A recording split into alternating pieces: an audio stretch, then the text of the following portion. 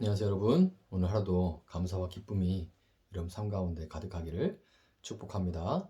오늘 본문은 출애굽기 23장입니다.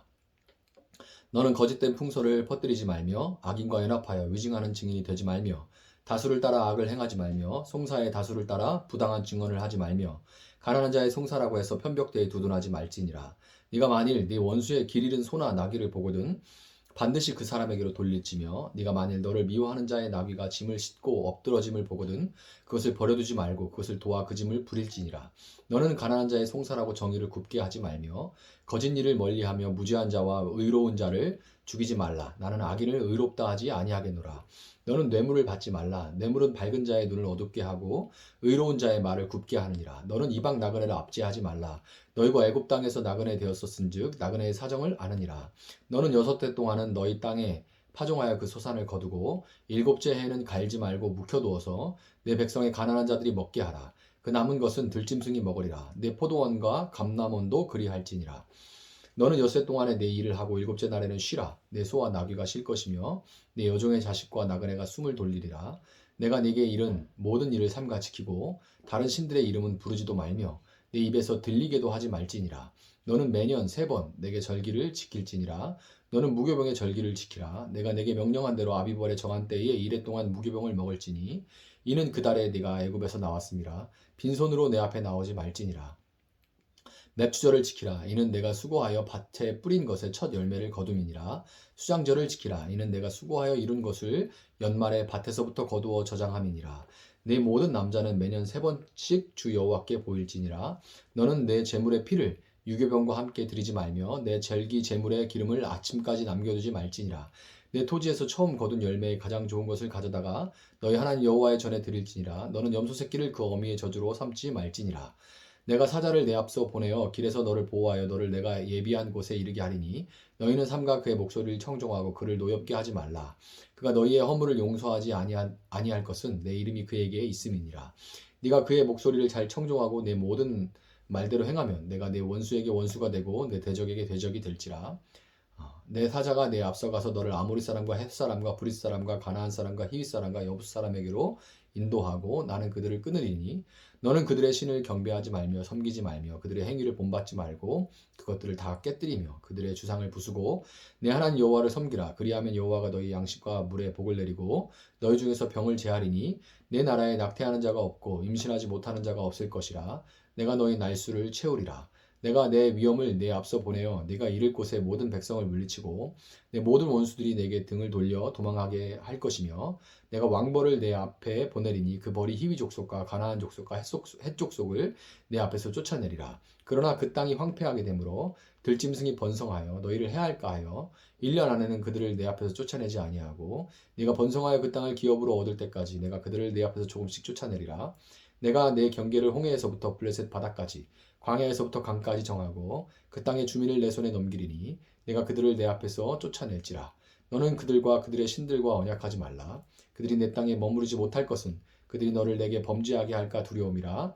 네가 그 신들을 섬기면 그것이 너의 올무가 되리라. 아멘. 자, 하나님 만들어 가시는 이 하나님 나라는 사랑과 공의가 공존하는 나라입니다. 사랑과 공의가 공존하는 나라예요. 사랑의 하나님을 말하는 사람들은 사랑의 하나님이 어떻게 지옥을 만들 수가 있냐 이렇게 묻습니다. 그렇지만 반대로 공의의 하나님을 말하는 사람들은 공의의 하나님이 어떻게 이런 인간들의 꼴을 보고서 어떻게 천국을 만드시는가 이렇게 묻게 되죠. 얼핏 이 공의와 사랑이라는 것, 사랑과 공의라는 것은 얼핏 이율배반적으로 보이는 것이 사실인데요. 그러나 이것은 사실 사랑의 공의와 사랑 이것은 같은 사랑인데 다른 이름일 뿐입니다. 마치 동전의 양면처럼요. 공의가 없는 사랑은 받는 사람을 방종으로 치닫게 만들기 때문에 사랑이라고 말할 수 없습니다.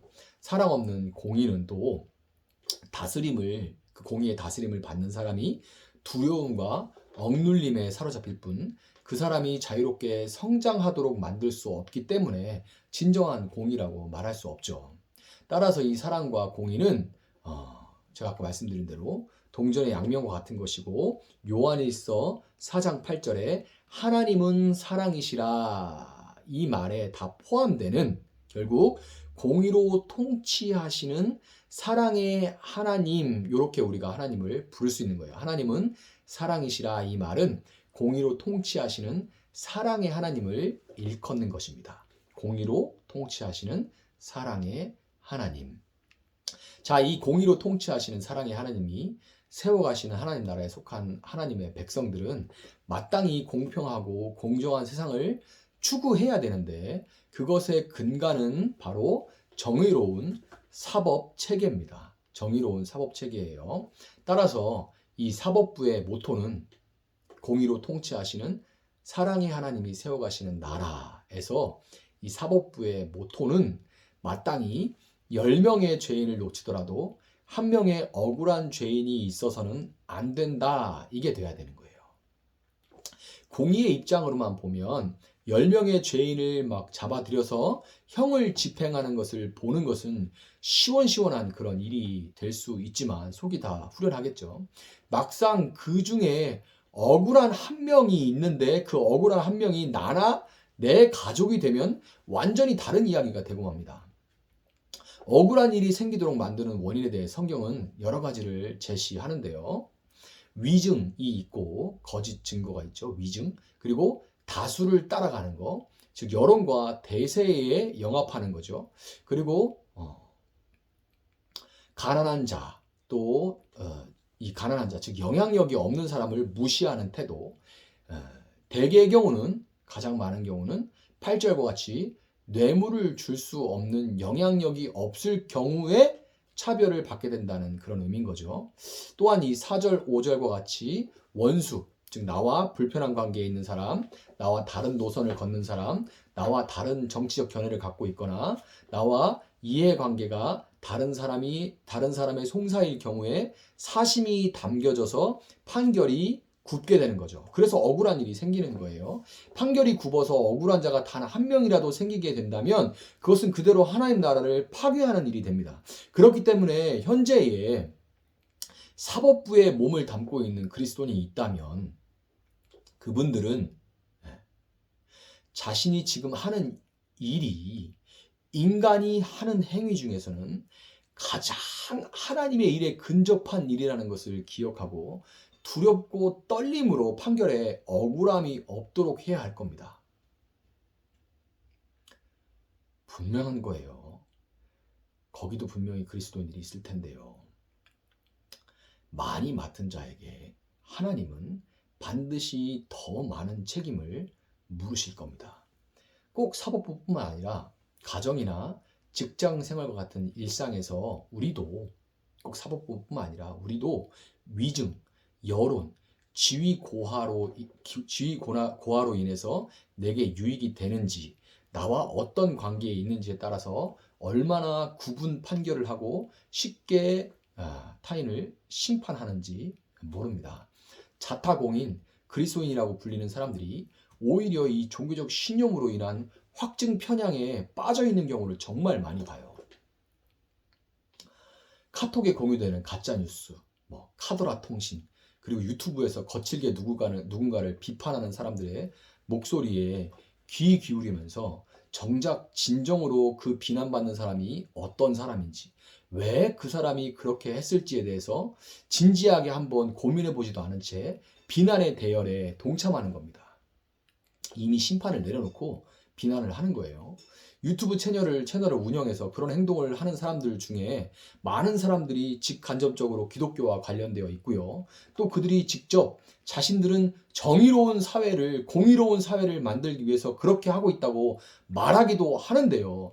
그러나 어떤 정의를 만들기를 원하든 그런 행동을 하는 데 있어 자신의 유익이나 사심이, 슈퍼챗 같은 거 있죠. 사심이 끼어들어서 억울한 일이 발생하게 또 만든다면 그것은 결코 진정한 공의라고 말할 수 없는 겁니다. 그렇다면 진정 공의로 통치하시는 사랑의 하나님이 다스리시는 나라, 그 나라를 꿈꾸는 사람들은 어떻게 해야 될까요? 소수자, 외국인 근로자들, 난민들과 가난한 자들의 편에 서주면 됩니다. 더 나아가서 함께 목소리를 내주면 돼요. 왜냐하면 다수와 부자들은 이미 자기 편이 많이 있고, 또한 거짓도 진실로 탈바꿈시키고 소수를 혐오하게 만들 수 있는 거대한 힘을 가지고 있기 때문입니다. 간음을 하다가 현장에서 붙들린 여인과 그녀를 돌로 치려고 살기등등했던 사람들 사이에 서서 너희 중에 죄 없는 자가 먼저 돌로 치라, 이렇게 일갈하셨던 예수님과 함께 그 중간에 서는 것이 공의로운 세상을 만들어가는 하나님의 사람들의 삶의 방식이 되어야만 하는 거예요. 안식년과 안식일에 관한 법 역시 창조주 하나님의 권위와 내 삶의 전부를 그분이 책임지신다는 믿음으로 살도록 하는 그런 법이지만, 동시에 힘없는 자를 보호하심으로 사랑과 공의로 다스려지는 그 하나님의 나라를 세워가시기 위한 법입니다. 하나님은 안식년과 안식일에 쉬도록 하심으로 땅과 들짐승, 백성의 가난한 자들이 먹을 것을 얻게 하시고, 또한 소와 나귀와 여종의 자식과 나그네가 숨을 돌리게 하시죠.